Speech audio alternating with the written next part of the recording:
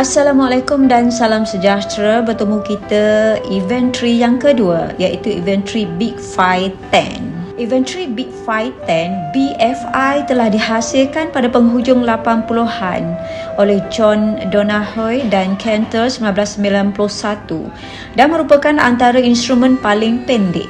Inventory BFI dianggap baik untuk mengukur dimensi 5 faktor personaliti, iaitu ekstraversi, kesetujuan, neurotisisme, kehematan dan keterbukaan. Instrumen yang sedia ada ini telah digunakan oleh pejabat Setiausaha Kerajaan Negeri Johor untuk staf dan pengguna umum. Pentadbiran inventory Big Five 10. Yang pertama, inventory ini boleh digunakan kepada individu berusia 15 tahun ke atas. Responden hendaklah memberikan jawapan berbentuk makluman: sangat setuju SS, setuju S, tidak pasti TP, tidak setuju TS dan sangat tidak setuju STS. Fikirkan jawapan dalam bentuk boleh diterima akal dan logik, tiada jawapan betul ataupun salah. Cara penskoran. Kaunselor meminta klien memasukkan skala markah dalam borang jawapan. Contohnya S1 bagi soalan nombor 1, S2 bagi soalan nombor 2 dan seterusnya. Kaunselor memastikan klien mengisi markah mengikut soalan yang betul berdasarkan dimensi yang tertera dalam borang jawapan. Soalan yang mempunyai R adalah merupakan item songsang dan perlu diterbalikkan skor semasa pengiraan. Seterusnya, bagi item songsang iaitu S1, S3, S4, S5 dan S7, pengiraannya perlu diterbalikkan.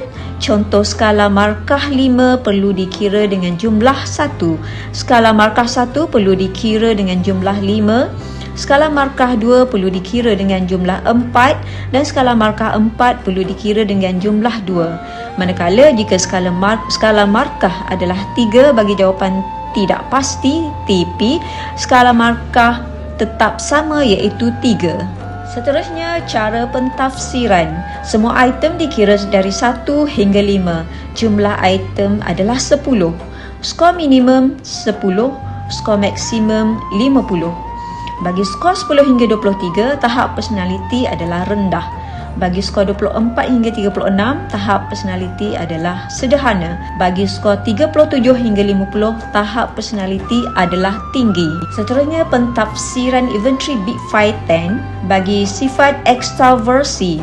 Individu dengan nilai ekstraversi tinggi adalah ekstrovert, seorang yang suka berinteraksi dengan orang lain, bersosial dan bersifat energetik. Manakala kesetujuan, individu dengan nilai kesetujuan tinggi adalah seorang yang disenangi oleh orang lain, bersifat mesra dan optimistik.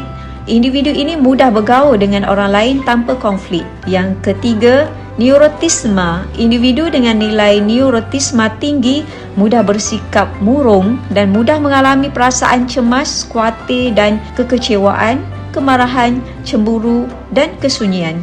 Manakala bagi sifat kehematan, individu dengan nilai kehematan tinggi adalah seorang yang cermat dan berhemah, berjaga-jaga, melakukan kerja dengan sempurna dan tersusun serta tidak mengambil mudah tanggungjawab dan tugas.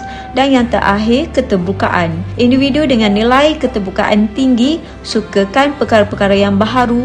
Mereka juga bersifat imajinatif, mempunyai nilai ingin tahu yang tinggi dan bersifat terbuka. Sekian itu saja pentadbiran, penskoran dan pentafsiran inventory Big Five 10. Terima kasih.